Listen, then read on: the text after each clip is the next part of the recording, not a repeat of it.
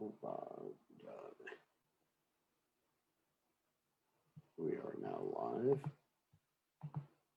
All right, just one more thing set up, and we're ready to go. And lights, camera, action. Here we go. Here we go. Hello, everybody. So, we're getting ready to start the Nectar Devotion class after a few days of not having it. And I'll announce this also at the end of everything. On Wednesday, at least in the United States, it's Prabhupada's disappearance day, or the celebration or commemoration of Srila Prabhupada's disappearance day. So, in honor of the commemoration of Srila Prabhupada's disappearance day, we're going to start a program at this same time in the evening. It's going to be from our temple room. And the program will consist of devotees making different offerings or speaking their appreciation of Prabhupada. And some of you will have a time to join in. Everybody's going to be limited to 3 minutes or less. And then at around 10 to 7, we're going to have the Pushpanjali for Srila Prabhupada. And then at 7 o'clock, the Arti for Prabhupada and the deities combined. So that's going to be our celebration. Of course, for those of you overseas, that means we start at the same time as you're accustomed to starting the Bhagavad Gita or the Nectar Devotion class. And then 2 hours later, after 2 hours, there'll be the Arti, combined Arti, Srila Prabhupada, and the deities. So that gives you a little idea of the timing. So that's Wednesday, which will be, basically, that will be Thursday in the Pacific, in the South Pacific, New Zealand, Fiji, Australia, etc. And in India, the middle of the night, or actually early in the morning. Okay, let's start by chanting Jai Radha Madhava. Here we go. Jaya Radha Madhava Kunja Vihari. Jaya Radha Madhava Kunja Vihari. Gopi Janaballabha Giribharadhari. Gopi Jana Malabha Giribharadhari. Yashodanandana Vrajajana Ranjana. Yashodanandana Vrajajana Ranjana. Yamuna Tira Manachari. Yamuna Tira Manachari. Janhamadhava Kunya Bihari. Jaya Radha Madhava Kunya Bihari. Gopi Janaballabha Giribharadhari. Gopi Janaballabha Giribharadhana Vrajajana Yashodanandana Vrajajana Ranjana. Yamuna Tira Manachari. Yamuna Tira Manachari. Jaya Radha Madhava Kunya Bihari. Jaya Radha Madhava Kunja Bihari. Excuse me. Jai Om Vishnupad Paramahansa Paravidakacharya Ol Suteta Sutashi Shimad. His Divine Grace Abhaya Chananada Bhaktivedanta Goswami Srila Prabhupada Ki Jai. Iskan Sundaracharya Srila Prabhupada Ki Jai. Anandakoti Vaishnav Vrinda Ki Jai.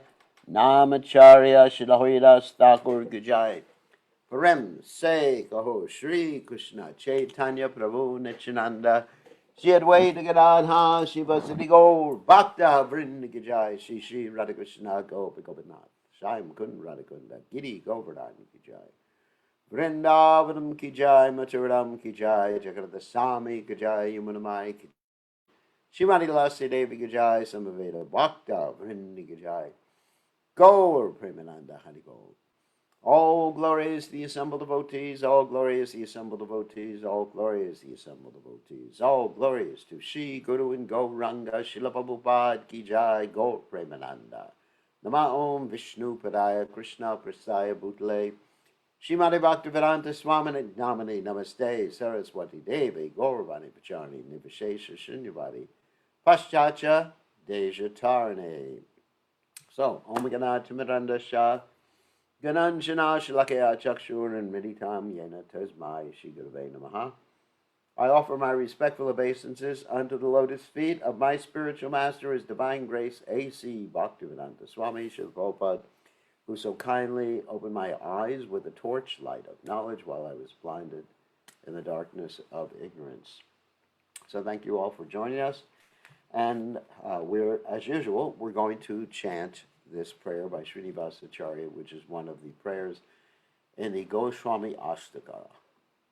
So, Nana Shastra Vicharanaikantipano Sadharma Samstapako Lokantam Hitakarano Sri Bhuvane Manyo Shatanya Karo Radha Krishna Padaravinda Bhajana Nandena Mataliko Vande Rupa Sanatano Raghu Yago Shri Jiva Gopala Ko.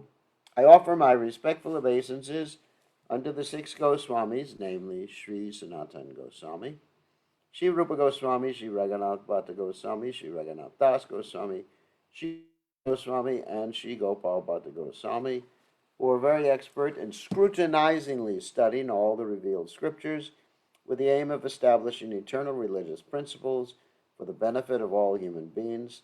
Thus they are honored all over the 3 worlds, and they are worth taking shelter of because they are absorbed in the mood of the gopis and are engaged in the transcendental loving service of Radha and Krishna.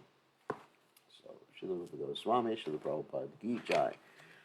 So we're going to continue with our study. Let's do some screen sharing here. And the next item or next chapter we're going to be reading is called Ways of Meeting Krishna. Wow. So we should understand something about the interactions with Krishna, with his devotees. Sometimes they're meeting Krishna, sometimes they're just meeting, sometimes they're just before meeting. That's called Purvarag. Sometimes they're feeling separation. Sometimes they're feeling impending separation. So there's different stages in devotees' interactions with the Supreme Personality of Godhead. So this is just a general chapter of ways of meeting Krishna, which is chapter 39 in the Nectar of Devotion. And after that, we're going to get to the higher rasas, some of the higher rasas. And for those of you who don't know what rasas are, rasa means the taste of a particular relationship, and there's 5 basic relationships, which is Shantaras, peaceful ras, that's the peaceful ras. Dasharas, the servitude ras. Sakyaras, the friendship ras. Vatsalya ras, which means parental relationship and parental taste ras. And then finally, Madhurya ras, which is the conjugal love between Radha and Krishna. Okay. So this chapter is called Ways of Meeting Krishna. When Krishna and his devotees meet, the meeting is called yoga. Between Krishna and his devotees can be satisfaction, and steadiness. Internet connection, unstable again. Someone has to do something about the internet connection. When the devotee meets with Krishna in great ease, that state is called perfection, obviously. In the Krishna Karnamrita, Bilvamangal Thakur describes how Krishna meets his devotee with peacock feather on his head, with Markata jewels on his chest, and with his ever-enchanting smile. his restless eyes, and his very delicate body. In the 10th canto of Srimad Bhagavatam, 38th chapter, verse 34, Shukadeva Goswami tells King Parikshit, "My dear king, as soon as Akrura, the chariot driver, saw Lord Krishna and his elder brother Balarama in Vrindavan, he immediately got down from the chariot and, being greatly afflicted by affection for the transcendental Lord, fell down upon his lotus feet to offer respectful obeisances." These are some of the instances of perfectional meetings with Krishna. When a devotee meets Krishna after a long separation, the meeting is one of satisfaction. In the first canto of Srimad Bhagavatam, 11th chapter, verse 10, it is stated that when Lord Krishna returned to his capital Dwarka, the inhabitants said, "Dear Lord, if you remain in foreign countries for so long, we shall certainly be bereft of seeing your smiling face. Upon observing your face, we, your eternal servitors, become greatly satisfied. All the anxieties of our existence are immediately mitigated and dissolved. If we cannot see you because you are long absent from Dwarka, then it will be impossible for us to live any more." This is an instance of satisfaction in meeting Krishna after a long separation. Of course, it could also be an instance of perfection. When you meet Krishna, you're also satisfied. So these particular categories are not mutually exclusive. Krishna's personal servant, Garuka, seeing Krishna at the door of Dwarka, forgot to offer him respects with folded hands. When a devotee is ultimately situated in association with Krishna, his position is called steadiness in devotional service. This steady position in devotional service is explained in the book known as Hangsa Dutta. It is described there how Akrura, who is considered by the gopis to be the terror personified, would talk about the activities of the Kuru dynasty. A similar steady position was held by Uddhava, the disciple of Brahaspati. He would always massage the lotus feet of Krishna while kneeling down on the ground before him. When a devotee is engaged in the service of the Lord, he is said to have reached the attainment of yoga. The English equivalent of the word yoga is linking up. And of course, you have the root of the word yoga, yuj, which means to connect. And that's similar, actually, to the English word yoke. What is that, yoke? Oh, what yoke means? When you connect the oxen or the horses to the plow, you yoke them to the plow. That's yoga. Anyway, so actual linking up with Krishna, the Supreme Personality of Godhead, begins when the devotee renders service unto him. Devotees situated in the transcendental rasa of servitorship render their particular service whenever there is an opportunity. Sometimes they sit down in front of Krishna to receive orders. Some persons are reluctant to accept this level of devotional service as actual bhakti yoga. And some of the Puranas also, this servitorship in devotional service to Krishna is not accepted as the actual yoga system. But Srimad Bhagavatam has clearly indicated that the servitor relationship with Krishna is the actual beginning of yoga realization. That's interesting. So why all these different contradictions between some of the Puranas descriptions and the Srimad Bhagavatam descriptions? Well, one reason is that some of the Puranas are meant for people with different types of understandings, and not particularly all of them are meant for people who are pure devotees. But the Srimad Bhagavatam is actually called the Paramahansa Sanghi. It is free of all let's say, cheating propensity or misunderstanding. It's very clear, the descriptions in the Srimad Bhagavatam. Anyway, so getting back to the point, is that when we talk about the 5 different relationships, if one is simply in the Shantaras, that means basically seeing Krishna as God without beginning to serve him, that is not yoga, or that is not connection with Krishna. Yoga realization, connection with Krishna, begins with realizing one's eternal spiritual identity, and your own one spiritual identity servant of Krishna. So until you come to devotional perfection, you haven't come to yoga. That's a fact. You may be realized in the impersonal aspect of the Supreme Personality of God, but you're not connected to Krishna at that point. It is in the 11th canto of Srimad Bhagavatam, 3rd chapter, verse 32, it is stated that when devotees are engaged in the discharge of bhakti yoga, sometimes they cry from thinking of Krishna, sometimes they laugh, sometimes they become jubilant, and sometimes they talk in very uncommon ways. Sometimes they dance, sometimes they sing, sometimes they are actually engaged in the service of the Lord, and sometimes they sit down silently as if absorbed in trance. And of course, we talk about the different bhavas again. Okay, there's vibhava, anubhava. So most of these are anubhavas. Similarly, in the 7th canto of Srimad Bhagavatam, chapter 7, verse 34, Prahlad Maharaj says to his friends, "My dear friends, soon as pure devotees of Lord Krishna hear of the transcendental pastimes of the Lord, who is the eternal reservoir of pastimes, or hear about his transcendental qualities, they become overcome or overpowered with jubilation. Ecstatic symptoms are manifested in their bodies. They shed tears, talk falteringly, glorify the Lord in a loud voice, and chant and dance in ecstasy. These ecstasies are always there, but sometimes they overcome all limits, and the symptoms become manifest to all." So when you talk about ecstasies always there, that refers to sattvic bhavas. And sometimes when they overcome all limits and the symptoms become manifest to all, that is vyabhachari bhava. In the process of surrender to the Supreme Personality of Godhead, there are 6 items. Wow, very important 6 items, remember this. 1, to accept everything favorable for devotional service, to reject everything unfavorable for devotional service, to believe that Krishna will always give one protection, to identify oneself with Krishna's devotees, always to feel the inability without the help of Krishna, and always to think oneself inferior to Krishna, even though one may have the full capacity to perform something on his own.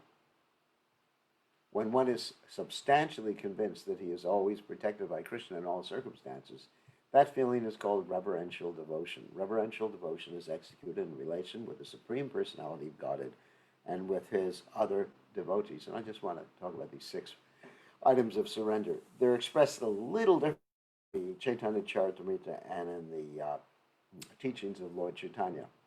The first 2 are actually the same. Actually, the first 3 are the same. But then, let's see. Yes, the other ones are, let's say, let me list the ones in the Chaitanya Charitamrita and the teaching of Lord Chaitanya. 1, to accept everything favorable for serving Krishna, to reject everything unfavorable, to believe the Lord is always giving one protection, to believe the Lord is always maintaining one, and this is actually the same thing as here, always feel the inability without the help of Krishna. And let's say, to always think oneself meek and humble, that's also mentioned here in a different way, to think oneself inferior to Krishna, and to have no separate interest other than the interest of the Lord. So it's a little bit different elaboration on the 6 surrendering principles. These 6 surrendering principles are called in Sanskrit the path of Sharanagati. That means to surrender. Of course, the word surrender may have some negative implications for us. It may appear to be, wow, a very scary word. Someone says surrender. But actually, it means to go to the Supreme Lord and give one's heart to the Supreme Lord, to give one's very being to the Supreme Personality of Godhead. And so these are 6 principles that are essential in advancing in devotional service. Obviously, to have the discrimination that if something is favorable, it should be accepted, even if the thing is not so desirable to you personally, but if it's desirable and useful in serving Krishna, then you accept it. Let me give you a practical example. Let's say if I just had to think about myself right now and what would make me peaceful, I would probably give up all management.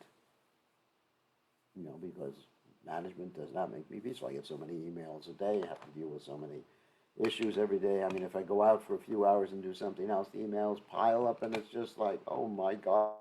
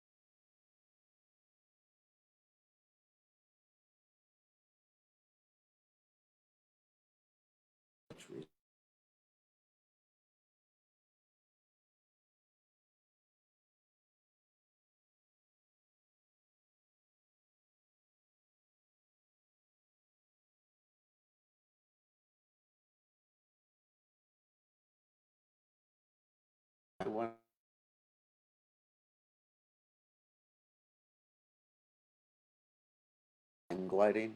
I told that story many times before. How one of my disciples invited me to go hang gliding. I was thinking, I thought, it's not pleasing to Krishna. Plus, if I got in an accident, how would I explain it to the devotees? I had no possible explanation. But anyway, so we reject things that have no connection with Krishna, are not favorable to Krishna in any way. And of course, generally in the Western world, or also in India, that means rejecting the four sinful practices. Of course, we follow the four regulated principles. We don't take intoxication, meat eating, gambling, or illicit sex. So, we reject those things because they're not favorable for serving Krishna. So that's surrender. And also, it's very important, especially those who are sannyasis, to understand that the Lord is always protecting one and maintaining one. Because if one is fearful, one cannot take shelter of Krishna. One has to be completely dependent on Krishna's mercy. Of course, that also means using one's God-given intelligence. To be completely dependent does not mean that one doesn't go to the doctor. If one gets sick, one goes to the doctor because Krishna has provided the doctor. It's a very important point. So I understand Krishna is protecting me, Krishna is maintaining me, and meek and humble, that's the hardest one. Sorry about that one. What does meek and humble mean? Actually, Prabhupada mentions it here very nicely. Should always think oneself inferior to Krishna. Let me add another thing there. But inferior to all the other devotees and ready to serve the other devotees. I was actually talking to a very nice devotee today who's not feeling that well. We were visiting him in his home. He was on his bed. He was telling me how he was ready, when he was feeling well, to do whatever service anyone wanted at the temple. If he felt as long as it was within his ability to do that service. I mean, sometimes we have to honestly say that, actually, if you ask me to become the electrician of the temple, I can't do it. It's beyond my ability. I'll create a disaster. So, but still, he was willing to do anything. And then, I was talking to him and remarking that many times we have people come to Krishna consciousness, and for one reason or other, they're not willing to do whatever Krishna wants. So that's a lack of meekness and humility, and also a lack of being ready to do whatever Krishna wants, having no separate interests other than the interests of the Lord, and other things, so accepting everything favorable. Principles of Sharanagati, or surrender, are very much connected. So we should be ready to do everything that Krishna wants within our ability. Remember that. Don't volunteer. But if Krishna wants something, he empowers you to do it. But use your intelligence. Just like when Prabhupada ordered us, and I was there, he ordered us to produce 17 books. That is the whole, basically most of the Chaitanya Charitamrita and the fifth canto of Srimad Bhagavatam, within the space of 2 months. That means with the pictures, that means the editing, that means the typesetting, the proofreading, the Shooting means we take photographs of each of the pages and then work on the negatives, send them to the printer, supervise the printer, and get everything back, books, within 2 months. And it all happened because when the spiritual master gives an instruction, the success potency of the Supreme Personality of God is within the instruction of the spiritual master, as Srila Prabhupada would often say that impossible is a word in a fool's dictionary. So that's what it means, accepting everything favorable. That's surrender. That's surrender. Otherwise, how can one make spiritual advancement? Or one's spiritual advancement will be slow, depending upon one's degree of surrender. So you can measure surrender by these 6 principles. Accepting everything favorable, rejecting anything that's unfavorable, always understanding the Lord is maintaining one, always understanding the Lord is protecting one, being meek and humble, that's a hard one, and having no separate interest other than the interest of the Supreme Personality of Godhead. Very important. When Krishna was residing in Dwarka, some of the elderly members of the Yadu family would occasionally put some important matter before him. At such a time, Krishna would carefully and there were some humorous topics mentioned. Sometimes when Krishna was executing his duties in the assembly known as Sudharma, there's the internet again. Wait until the internet connection. Okay. He would ask the elderly members for good advice. By such activities, he is manifested as the Supreme Spiritual Master, the Supreme Executive Head, the superior intelligence, and the supreme power, protector, and maintainer. Okay. Okay, next chapter is called Reverential Devotion of Sons and Other Subordinates. So, subordinates means people who are in the pecking order a little lower than you, or maybe a lot lower than you. For example, if you're the boss in a company, your employees are subordinates. And reverential means with reverence. I mean, that's an easy word. True reverential devotion is exhibited by persons who think themselves subordinate to Krishna and by persons who think themselves sons of Krishna. The best example of this subordination, as examples, of this subordination are Sarana, Gada, and Subhadra. These are the names of Krishna's sons. There's another Subhadra that was married to Arjuna. They were all members of the Yadu dynasty, and they always used to think of themselves protected by Krishna. Similarly, Krishna's sons, this might have been actually Subhadra mentioned before. Sorry, that might have been Subhadra. There's another person, Subhadra, who's a male. So similarly, Krishna's sons, such as Prajuna, Charadeshna, and Samba, felt the same way. Krishna had many sons in Dwarka. He begot 10 sons by each of his 16,108 queens. That's a lot of sons. And all of these sons, headed by Prajuna, Charadeshna, and Samba, used to think themselves always protected by Krishna. When Krishna's sons dined with him, they would sometimes open their mouths for Krishna to feed them. Sometimes when Krishna would pat one of his sons, the son would sit on Krishna's lap, and while Krishna was blessing the son's head by smelling it, the others would shed tears, thinking how many pious activities he must have performed in his previous life. Out of Krishna's many sons, Prajuna, a son of Krishna's chief queen, Rukmini, is considered the leader. Prajuna's bodily features resemble Krishna's exactly. Pure devotees of Krishna glorify Prajuna because he is so fortunate, like father, like son. There's a description in the Harivamsa Prajuna's when he kidnapped Prabhavati. Prajuna addressed Prabhavati at that time and said, "My dear Prabhavati, just look at the head of our family, Sri Krishna.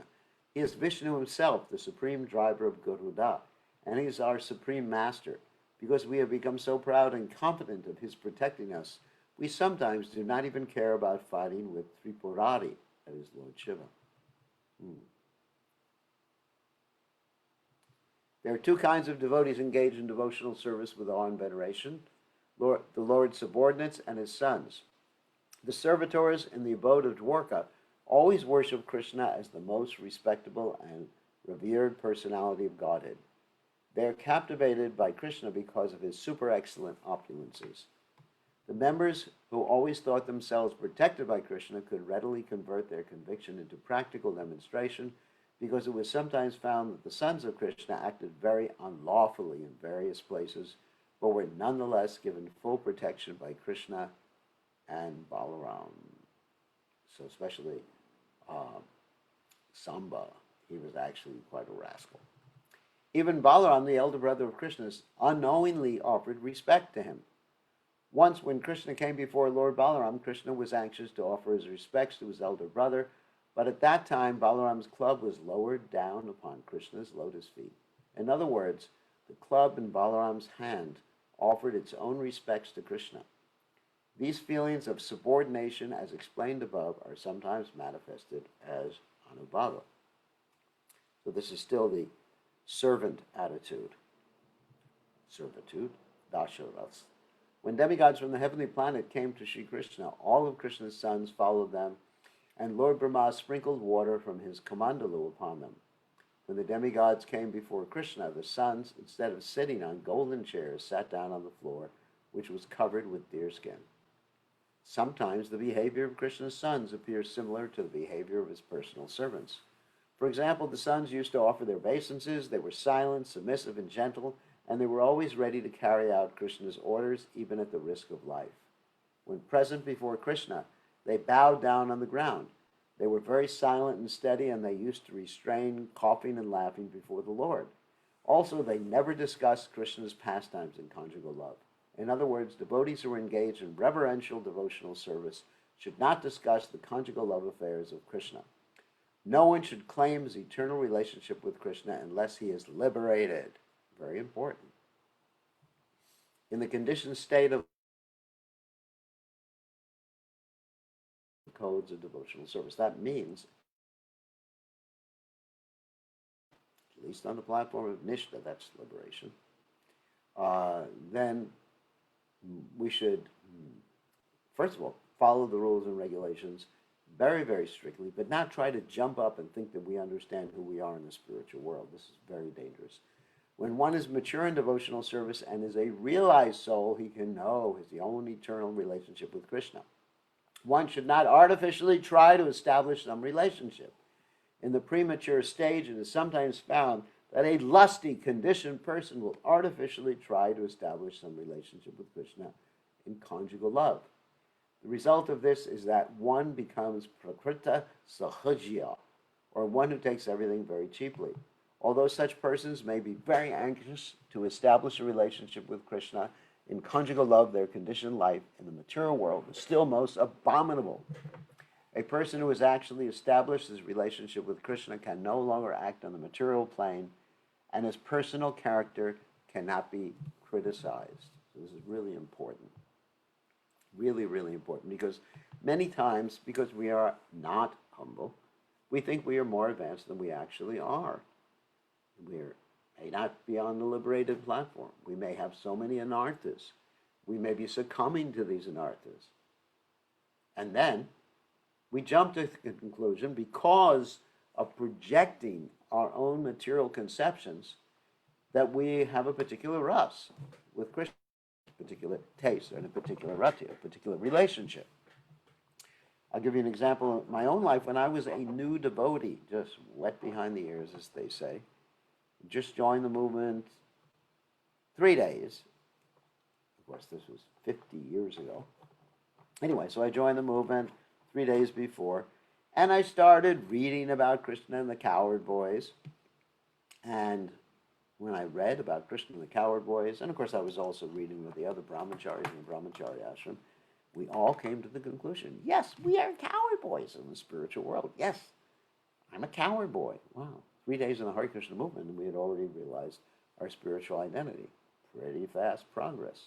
Well, it wasn't fast progress. It was illusion, because we were projecting our own type of friendship relationship with each other, because many of us were friends before we joined the Krishna consciousness movement, and we thought, just project that into the spiritual realm.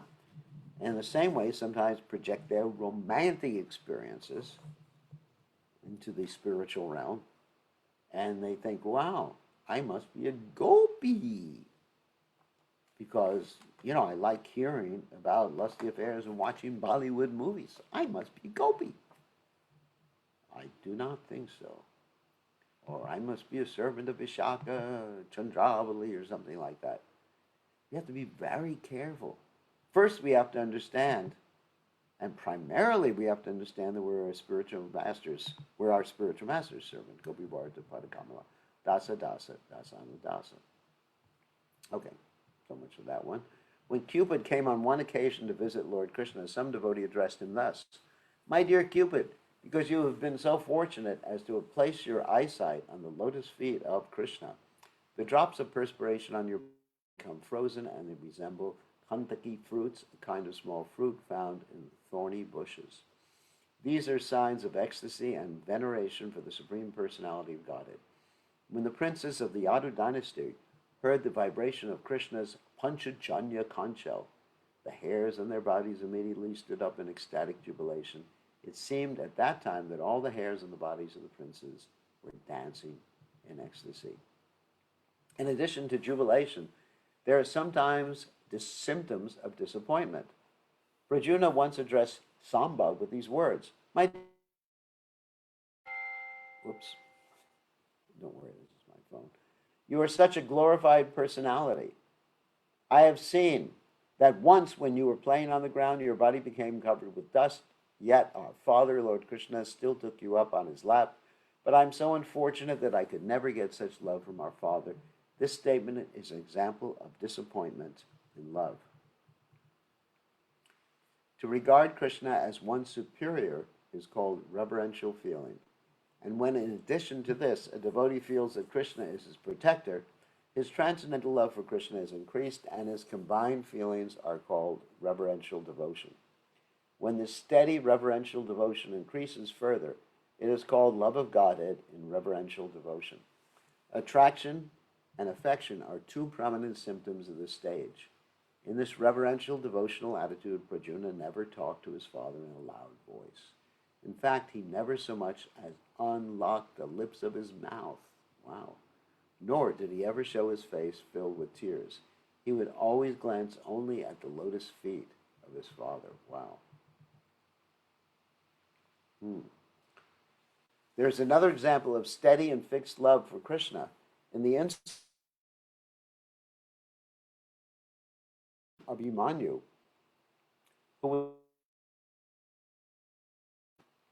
Abhimanyu was the son of Subhadra, Krishna's younger sister. He was killed at the Battle of Kurukshetra by the combined efforts of all the commanders in King Duryodhana's army, namely Karna, Ashwatthama, Jayadratha, Bhishma, Kripacharya, and Dronacharya. In order to assure Krishna that there was no change of love on Subhadra's part, Arjuna informed him, although Abhimanyu was killed almost in your presence, Subhadra's love for you is not agitated at all, nor has it even slightly changed its original color. The affection that Krishna has for his devotees was expressed by him when he asked Arjuna not to feel so bashful before him. He addressed Arjuna thus: My dear boy, just give up your feeling of inferiority and do not hang your neck. Just talk with me in a clear voice and do not shed tears. You may look straight at me and you may place your hands on my body without any hesitation. There's no need of exhibiting so much reverence before your father. Arjuna's attachment for Krishna was always exhibited by his action. Whenever he was ordered by his father to execute something, he would immediately execute the order, taking the task as nectarian, even though, nectarian. People don't like it when I say nectarine. They think that means a fruit. Some people pronounce it like that. So nectarian, even though it may have been poison. Similarly, whenever he would find something to be disapproved of by his father, he would immediately reject it as poison, even though it may have been nectarian. So that's an illustration of accepting everything favorable for serving Krishna and rejecting everything unfavorable for serving Krishna, in spite of how one feels about that particular object or action. Pradyumna's attachment and anxiety for Krishna is expressed when he said to his wife, Rati, the enemy Shambhara is already killed. Now I am very anxious to see my father, who is my spiritual master and who always carries the conch shell known as Panchajanya. Pradyumna felt great separation from Krishna when he was absent from Dwarka at the battlefield of Kurukshetra. He said, since my father has left Dwarka, I do not take much practicing fighting, nor am I interested in any kind of sporting pastimes. And what need is there to speak of these things? I do not even wish to stay in Dwarka in the absence of my father. Such love. When Pradyumna came back home after killing Shambharasura and saw his father Krishna before him, he at once became so overjoyed that he himself could not understand his joy at that occasion. This is an instance of success in separation. A similar satisfaction was observed when Krishna returned from the battlefield of Kurukshetra to his home at Dwarka. All of his sons were so overjoyed that out of ecstasy, they repeatedly made many mistakes. These mistakes were the sign of complete satisfaction. So let me tell that story about Pradyumna. This is a story from the 10th canto of Srimad Bhagavatam. So Pradyumna was actually kidnapped when he was just a little baby by Shambhara, or Shambharasura. Shambhara is the guy's name. Shambharasura means the demon named Shambhara. And he threw him in the ocean. Oh my God. And when he threw him in the ocean, he was swallowed by a fish. And that fish was later caught and brought into Shambhara's kitchen. Little did Shambhara actually know that this baby inside the fish was Pradyumna. So anyway, so the cook cut open the fish, and inside the fish there was a little baby, and the baby was given to Mayavati, who was one of Shambhara's servants, who happened to be Rati in her last life, or in the present life, the wife of Cupid.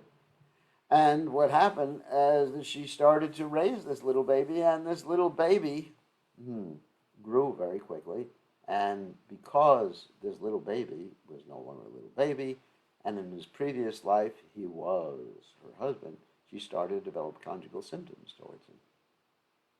And she revealed who she was, she revealed who he was. And eventually there was a fight, and they killed Shambharasura. And guess what happened? Then Pradyumna went back. What was that? Yeah. Pradyumna actually went back and was reunited with his family. So that's the story of Pradyumna and Shambharasura and his wife. Oops.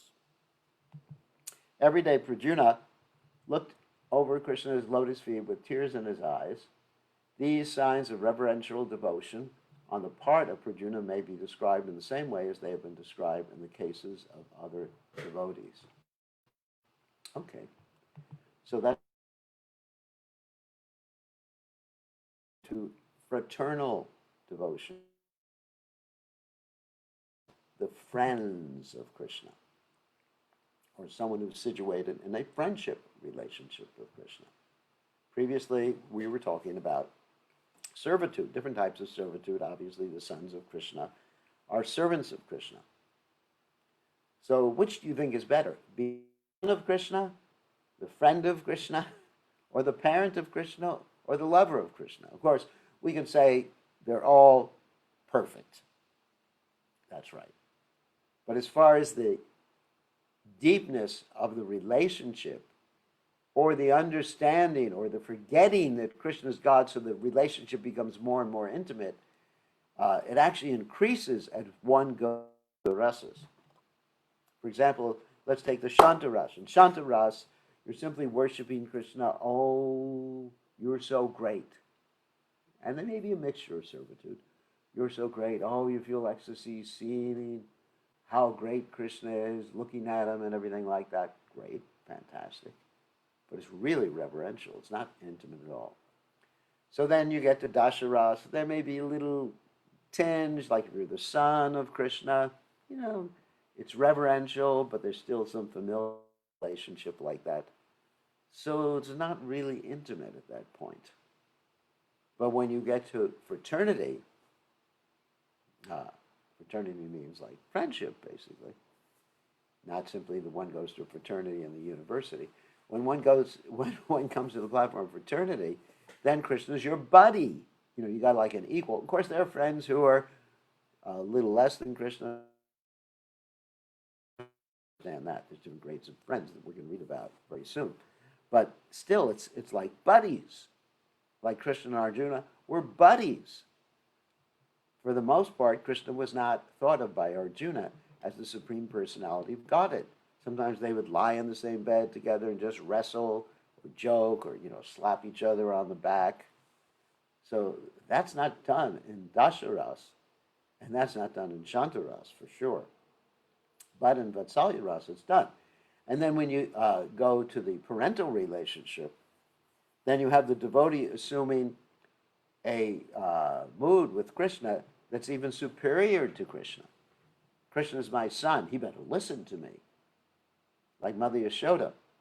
When Krishna broke the pots, Mother Yashoda was running after Krishna with a stick and gradually tied him up. So that's really, I would say there's no reverence in that particular relationship. And the conjugal relationship, it's complete intimacy. So you can go from Dasha, Sakya, Shanta, Dasha, Sakya, Vatsalya, Madhurya. And it gets more and more intimate, more and more close, more and more thick and thin relationship, and completely removed from understanding that Krishna is the Supreme Personality of Godhead. So we're going to read about fraternal devotion. Actually, maybe we'll leave this for tomorrow. We can start this chapter since we only have a few minutes left, and we can take some questions about some of the things we read tonight. Okay. All right.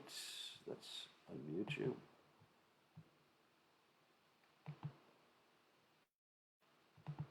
Okay. Who has a question? Questions.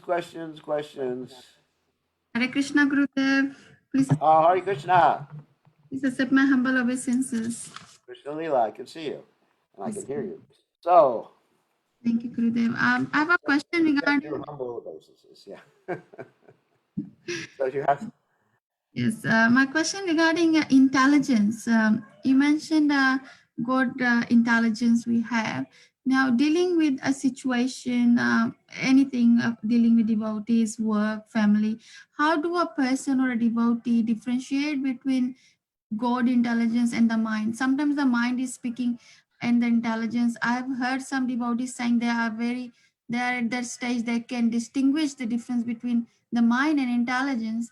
So I'm not at that stage, but I was thinking, how do we identify that our intelligence is speaking or wait for the intelligence? That's pretty easy. We just have to internalize our spiritual master and Srila Prabhupada and ask. This is what I do. I ask Srila Prabhupada, hey, not hey, sorry. That would be completely inappropriate. I don't want to use the word hey. In relation to Prabhupada, I got to be careful about this. I'm a little bit too high up the rasas here. So anyway, so I would say to Prabhupada that, my dear Srila Prabhupada, what would you say right now as to what choice I should make, what I should think about, what I should do? Which would be more pleasing to you? In other words, I asked Prabhupada that question. So we end.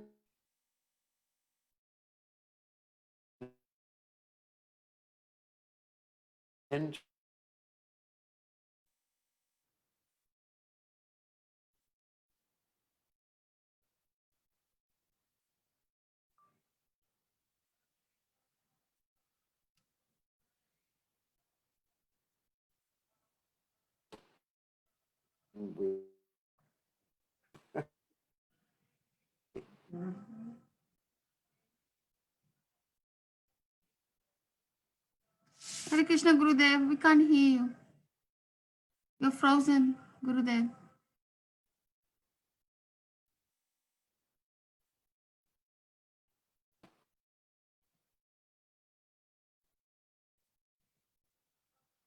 Hare Krishna, Gurudev.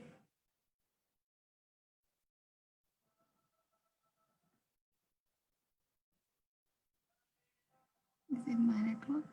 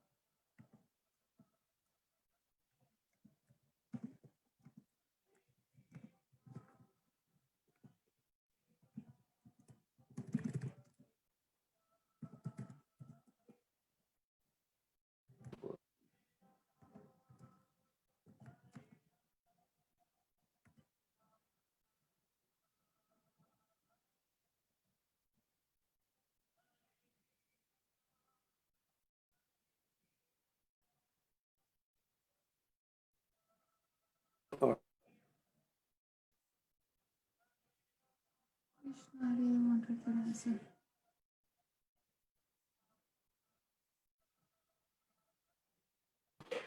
One second, Dito. How about now? You can hear me now? Better. Yes, yes, yes, Gurudev. It's better. Yeah, I had to. The internet actually slowed down so much. It was incredible here. So I just went on my phone internet. So sorry about that. Gurudev, would So you I don't like know. to start again on that Yeah, I'll answer? start. I'll start again. I heard your question. Uh, we're going to have to do something about the internet here, first of all. But anyway, so the point is we have to internalize our relationship with the with our spiritual master, so that we know what our spiritual master would want us to say, would want us to do in a particular circumstance.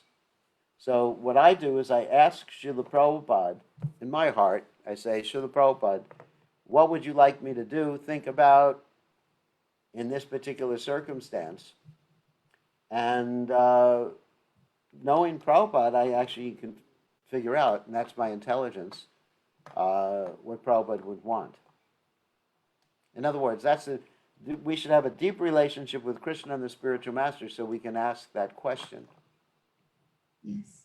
Yes. And that's what I do. I ask the question. I say, please tell me what should I do? And that's following the intelligence. Of course, that's following the spiritual intelligence. I have to really be careful to make a distinction here. We have material intelligence as well as spiritual intelligence. Material intelligence is just how to carry out our particular uh, goals within the material world.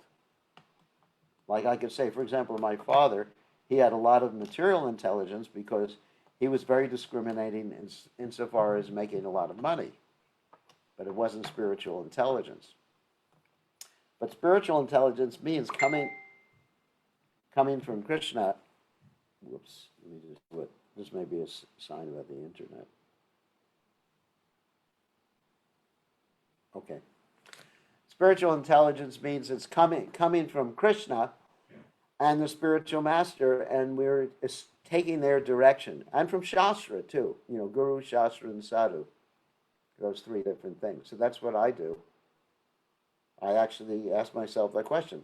So otherwise, let me turn this off. This phone is just like driving me bananas. That was Mayapur who was dinging me. I don't want any more dings. Anyway, so hold on a second. Let me just put this phone on. There's a new phone someone got, and it dings like crazy. Do not disturb. Anyway, so that's really the point. That's really the point. It has to be based upon our personal relationship with Krishna and the spiritual master. And that's really what distinguishes material intelligence from spiritual intelligence. We know what Krishna wants. We know what the spiritual master wants. It's a very personal exchange like that. You understand? Then we can say that we're following spiritual intelligence. However, if someone brags and says that I am always following my spiritual intelligence, they're probably a little bit in a little bit of trouble because they're proud. A pure devotee is not going to say, I'm always following spiritual intelligence here. That's not the signs of a pure devotee. That's the signs of someone who's a little proud. So, Thank okay. you. Yes, yes. Thank you so much. Yes. Okay. Who else has a question? Actually, it's interesting. You could see everybody who's on the same network with me, they're frozen. I can see other devotees, they're on the same network. They're able to hear me because our network went down the upload went completely almost to zero, but the download is actually still functioning. So any other questions? Who else has a question here?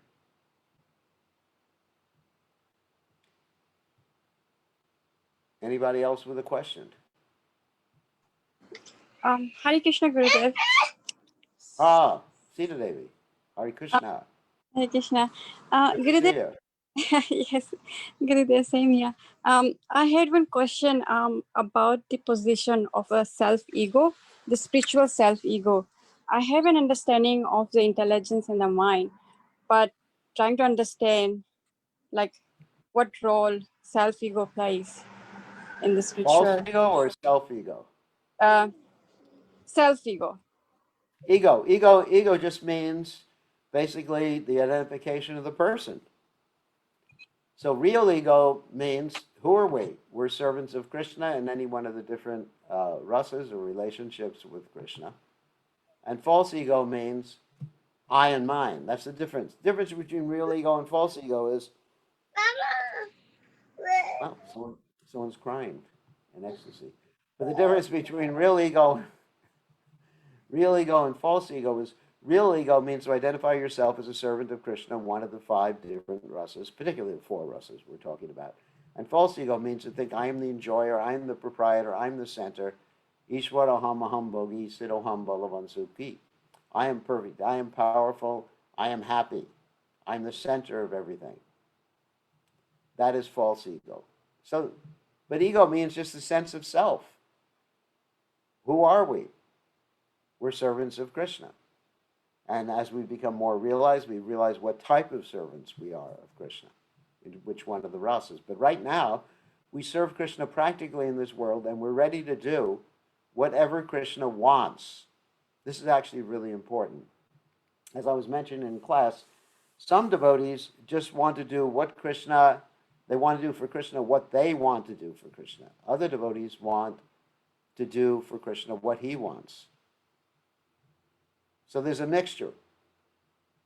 And the devotees who want to do what they want to do for Krishna are called sakama devotees, and the devotees who want to do what Krishna wants to do, they're called nishkam devotees. So anyway, ego means self-identification, basically. Thank you, Gurudev. Okay? Yes. Thank Okay, you. good question. We all should have ego, but not false ego. We should have real ego. If you don't have an ego, that's not possible. Everybody has an ego. But we shouldn't have false ego, a false ego. So ego directs our intelligence. Ego, the self, chooses between Krishna or Maya, between self-centeredness and Krishna-centeredness. That's the ego. Ego chooses that. Yourself. Let's say yourself. I'm sorry. Let's use a different term. Yourself, your soul. Right now, yourself, your soul, your ego is covered by your subtle body and your gross body, and therefore you're exhibiting a false ego. Sound right? Sound right? It's almost like you have these little things on your phone when you're doing some. Let's say you're talking to someone and you can press a button and it puts little things over your head, or it can put a mustache on your face and different things like that's the false ego.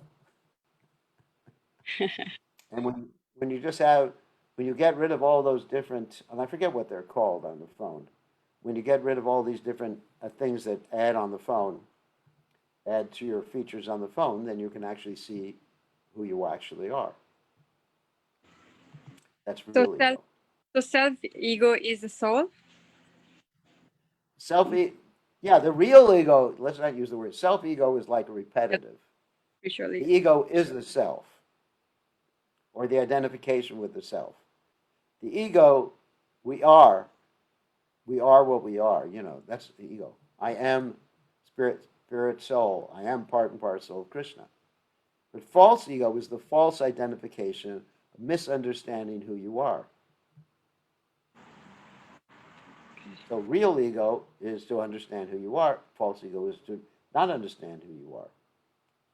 So you got the I or the false I. What is I or what is me?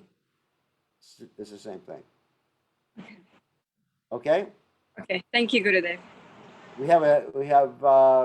Okay, so there's some questions online from people who couldn't speak, and they can still hear us because the internet is really slow right now where they are. This part of the NOD is reminiscent of Jesus since he said he was God's son. Yeah, that's true. Actually, in one sense, we are Krishna's sons and daughters. Sorry about that. But in another sense, in a higher spiritual sense, when we realize our identity, we're most likely, if we're going to Braj or Vrindavan, we're going to be, of course, in Vrindavan, Krishna doesn't have any sons. He's not old enough to have any sons, or maybe he's old enough, but he doesn't make any of the gopis pregnant, so it's not a problem. So, so anyway, so if we go to Vrindavan or Braj, Goloka, Gokul, then all the relationships there are much more intimate. And so Krishna doesn't have any sons there. It's only in Dwarka that Krishna has sons. Yes, it is reminiscent of Jesus' teachings and the Christian teaching that we are God's sons and daughters. And it's true. Ontologically, we are. Krishna says in the Gita, Aham bija pradapita, I am the seed-giving father of everybody. So really, by nature, in one sense, from a different perspective, everyone is Krishna's son or daughter. Next question. Hare Krishna, Srila Gurudev. I have one question. A few days ago, we read that the different avatars rule over different rasas. And I was wondering if you could elaborate onto which avatar matches which rasa. Oh my God. That I have to check. I do know that Kurma is in charge, the Kurma avatar is in charge of the nectarian rasas of devotional service, the ocean of rasas. He's in charge in general of the oceans of rasas, the Kurma avatar. I do know that. I do remember that one. And as far as which avatar matches which rasa, let's check it. Check it out. Do a search. Which avatar matches which rasa? I haven't checked that out lately. Anyway, so you're trying to figure out which avatar you should worship depending on your rasa.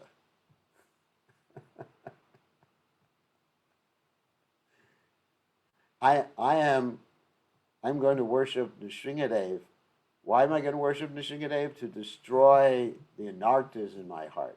Actually, Bhaktisiddhanta Saraswati Thakur was given Nrsinga mantras and a Kurma deity by his father, Srila Bhaktivinoda Thakur, because one worships Lord Nrsingadev, not only for protection, but one worships Lord Nrsingadev to destroy the anarthas in one's heart. Because the anarthas are our real enemies. And what do I mean by anarthas? Lust, anger, greed, illusion, envy, fear. These are all different anarthas or unwanted things. So first we should worship Lord Nrsingadev to get rid of the anarthas, and then we can worry about which avatar we're going to worship for which ras. Anyway, I like all the avatars. They're all pretty cool. So, yeah, there are corresponding avatars for different rasas, and I do not remember that right now, to be honest. So, anybody else have a question here? Before we end. I have a question for Dave. Yeah, Champakalata, the best dancer in the creation.